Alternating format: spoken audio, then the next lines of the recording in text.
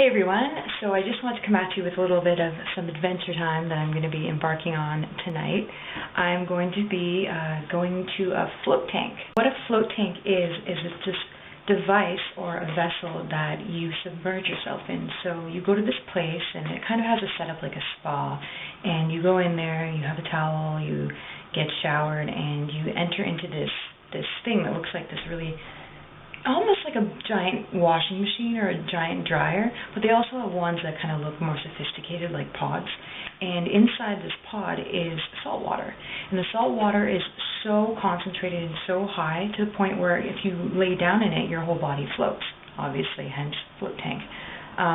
And the whole premise of it is that, so the salt water is extremely concentrated. It's on the same level as the Dead Sea would be, and then the temperature of the water is heated precisely to the exact point of one's body temperature, so the human body temperature, I think somewhere around 73, 75 degrees Fahrenheit. Correct me if I'm wrong, I'm not entirely sure about that one. But it is essentially a tool to relax, and a lot of people use it for relaxation. A lot of people use it for meditation purposes. A lot of people use it also to sort of test their consciousness and use it as a tool to go further into their meditation practice. And then there's also, a lot of people who like to use it as an experiential experience to see what it's like to put your mind through a different state of consciousness, because your senses are deprived. Now, I didn't mention that, but in this tank, the lights, there's no lights, so it's completely pitch black. And then you're in this kind of expansive space because it's pretty big. There's enough room around for your body to sort of like you don't feel claustrophobic or collapsed. And I think that's a large concern for some people who might not feel as inclined to go try it out. They feel like it's very constricted, but it's not. So what was I saying? Essentially, yeah, you're lying in this tank, and it's supposed to almost mimic like this sensation of feeling, I guess, in the womb, or just this nothingness or this void, which can scare a lot of people because we always have so much going around us that keeps us intact and reminds us that we're in this reality right now. But I think it's a fascinating thing, and so I've been so excited about this, and actually really I haven't really been putting it off. I just haven't found a good place to go to. It's like 4 years ago where there was only one place in my city, and I didn't really like the actual place that I went to. That's a whole other story. But there's like 3 or 4 in the city now, so there's options. And so I'll report back to you guys tonight. I'm not really going into it with too many grand expectations. I'm really just initially expecting myself to experience a little bit of bodily relaxation within the first half an hour maybe, and then we'll see where it goes from there. I'm not expecting anything too psychedelic or trippy to happen to my mind just yet. Maybe if I do more down the road or decide to extend the session for more than an hour. But I'll let you guys know, film maybe a bit of it if I can, but yeah, keep in tune. Here's the float tank.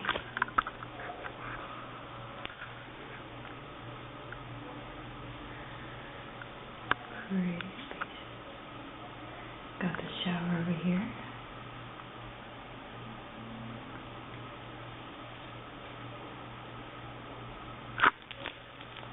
So that experience was really interesting and intriguing. I found myself feeling very involved in all the sensations initially. So when I was in there, I felt myself experiencing a lot of curiosity about what my mind was about to go through, but at the same time loosening the reins on expectations and anything that could possibly come with it that I would think of but not necessarily experience, if that makes sense. No, it doesn't. So I didn't have too many expectations going into it other than the relaxation that was going to come with the experience of being in water and floating. A lot of people feel that way just when they go swimming. It's a very rejuvenating, relaxing experience. It's a form of exercise. So this was a bit more passive, of course, because you're in an enclosed space, but you're still moving around a little bit. Not too much. There's a little bit of swaying here and there as the natural flow of your body, and as soon as you do a little subtle movement, you sort of sway to side or front to back. The experience was really interesting. I found myself very curious about what I was witnessing in front of me initially.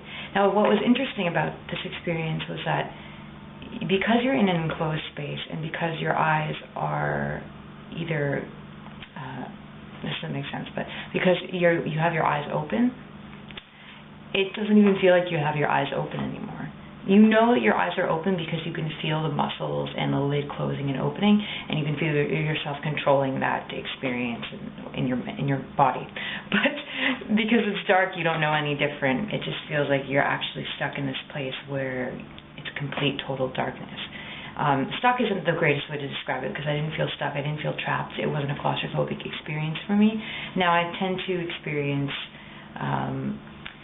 I like to be in spaces that have some sort of restrictions. Like, I'm not claustrophobic at all when it comes to, the stereotypical things like elevators and that kind of thing. But it was interesting. I think what was initially fascinating for me was getting used to the sensation in my body of feeling weightless and feeling complete surrender with something that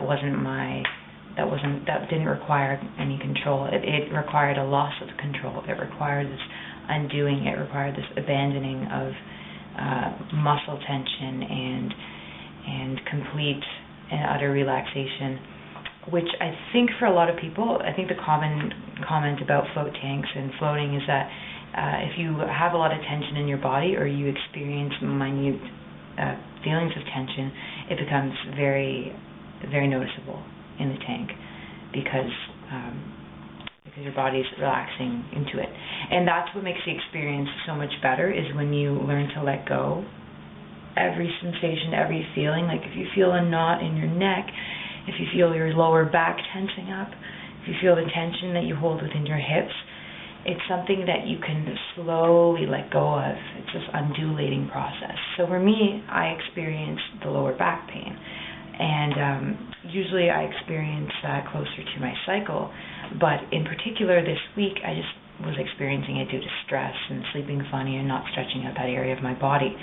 So when I was in the tank, I was feeling my body getting a bit tense or, sort of adjusting to this sensation that I've never really experienced before. And that took a little bit longer than I would have hoped for.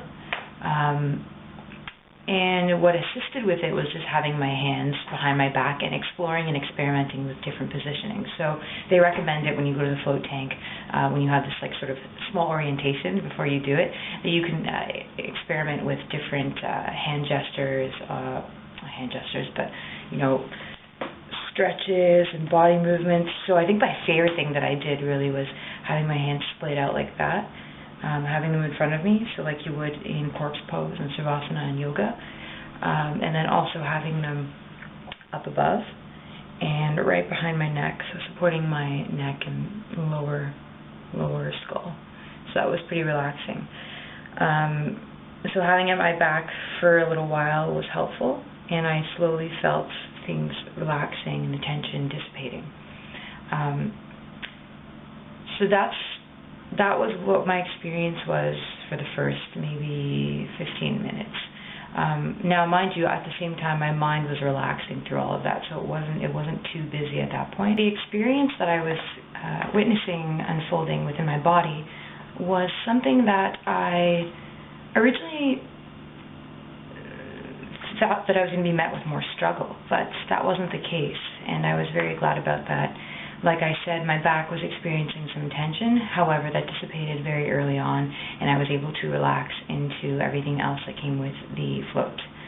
So when I was in the tank, like I said earlier, just moving around, trying out different postures, and seeing which one was good, and then deciding to stay with that one for a little while. Because often when we move around, we get distracted, and our mind wanders with the movement that we carry out within our body. You see this in meditation. They usually recommend that you stick to one pose or don't move around too much and don't fidget as much. When you're in like a lotus positioning or any sort of upright pose where your back is straight, it's usually recommended that you stay that way for as long as you can, but while still remaining relaxed, having a straight spine and not slouching too much so that the energy can properly flow throughout you.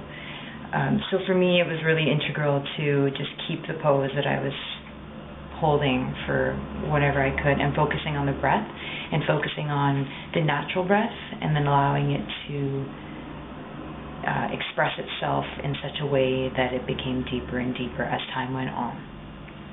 Now, for me, I didn't have any experiences that were daunting or scary, though I will mention one thing that did happen that I've heard about with other people, and that was the experience of feeling this inexplicable void within the tank, this emptiness, this environment, or rather this frame of mind where you know there's nothing else but you, and even you yourself feel as if you're part of that nothingness, that you just become this thing that disappears. And that all started with me raising my hands up. So what happened was, early on, I'm going to say maybe 15, 20 minutes into the tank, while I was stuck on doing one thing, like having my arms raised up, I started experimenting with where I was at and sort of exploring my spatial awareness while not revealing too much, while not giving too much away in the sense of grounding myself back into reality. So I was lifting my hands up and my arms up with them, and I did it in front of me, so kind of like this, in front of my face, and seeing how far I could reach them up while relaxing and being taken away by the salt water. And I'm doing this, and as I'm doing this, I start to notice that my hands extended can't reach for anything. There's nothing tangible on the other side, because the way the tank is situated, at least this tank in particular, was that it was angled. So when you go in, the door's here, and you go in and you lie down, your head's this way. So there's this incline, so you can't really physically reach it because it's too high, unless you're tall. But I think the way it's set up is that you know, it's angled so high up that a person wouldn't be able to unless they actually got up and stood on their feet. So for me, I'm over here, and I'm like, oh, this is so relaxing, breathing into it, and then I try to reach, and I realize that I can't reach anything. And within that moment, my mind was like, oh my God, where am I? What the hell? What's this? And it was scary for about 2 seconds. And then I was like, wow, this is crazy. This is what it must feel like to be in space, to be in the cosmos. And I had these moments where I thought to myself, like, what am I experiencing right now? I feel like an astronaut. I'm an astronaut going through space. And then after that, I'm like, no.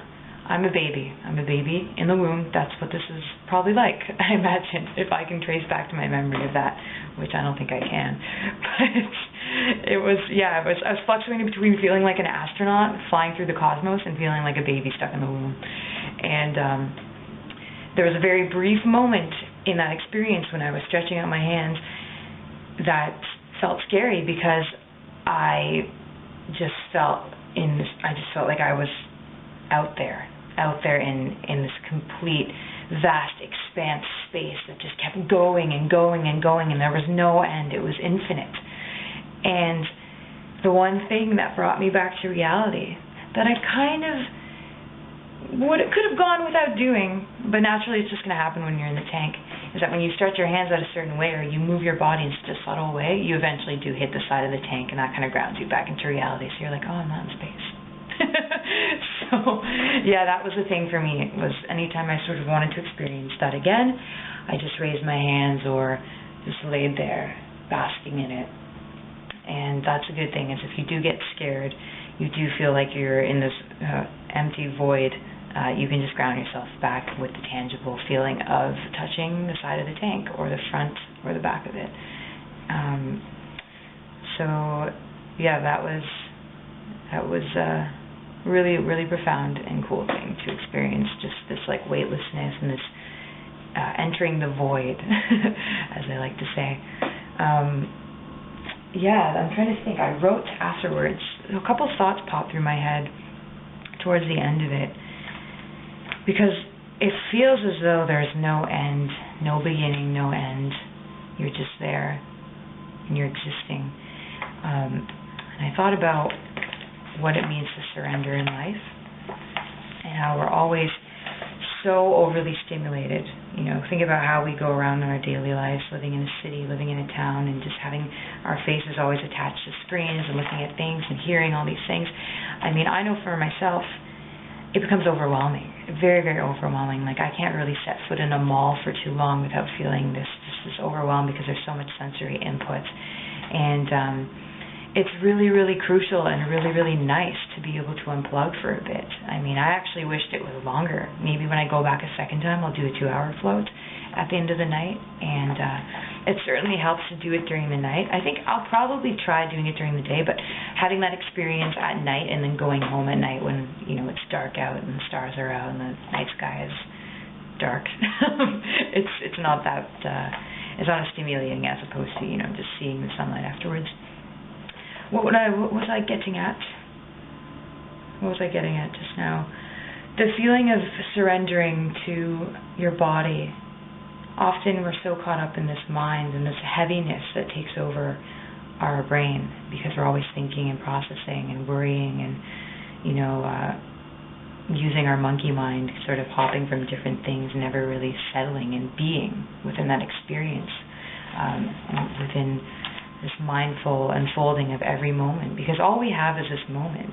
What exists in the past, what exists in the future is beyond us. It's out of our control, and what we have is now. But at the same time, we do witness the past and the future within the now, within our mind. So I think what was really interesting and important, and to take note of for next time, was just to completely surrender and let go even more. I don't think I reached that point fully. I think I was just getting to that bit of it.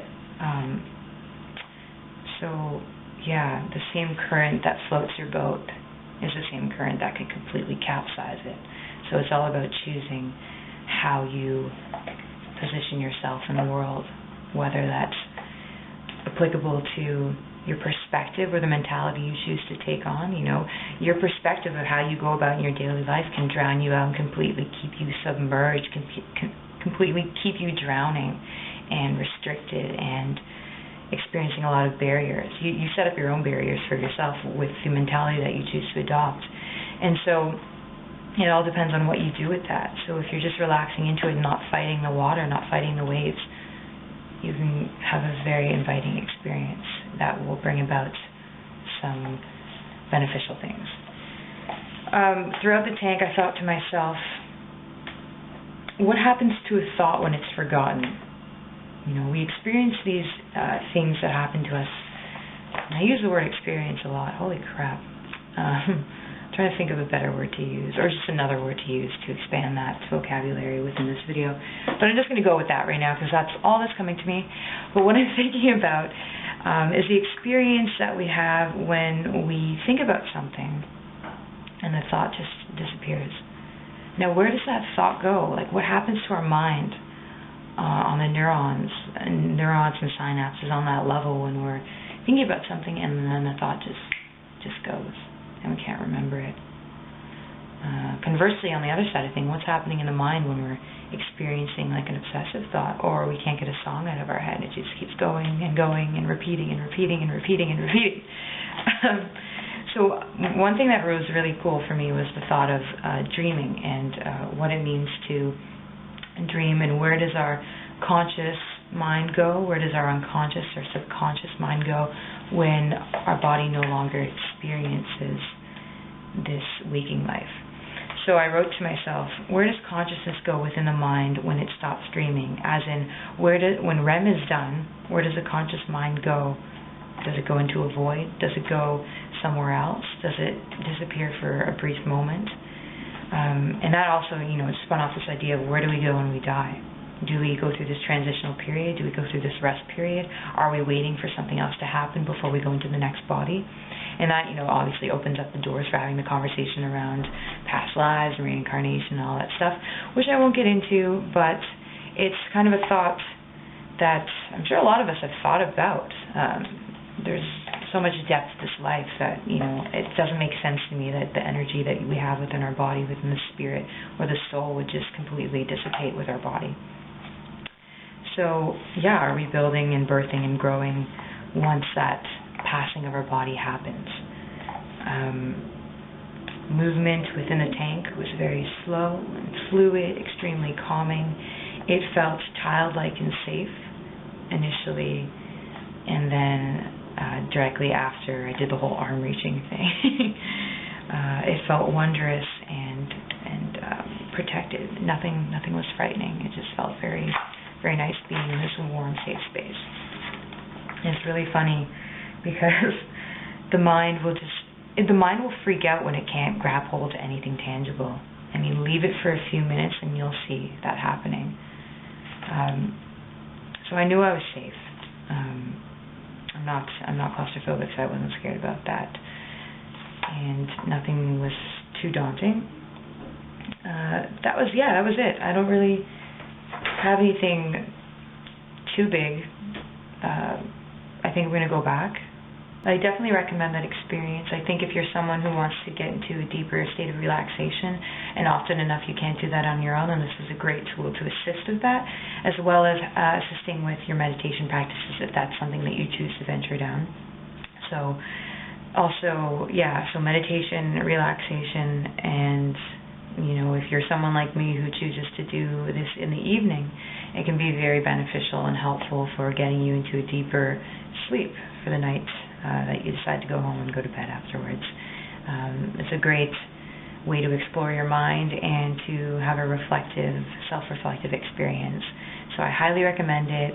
I will get back to you guys the next time that I do decide to go. I don't know when that will be, but it will be in the near future. Perhaps I'll do a second 2-hour float. Maybe I'll do that. Or maybe I'll just do another hour one like I did this first time around. I think I'll probably stick to the hour, but I'm curious to see what the next time will be like, rather. So thank you for watching, and have a great weekend.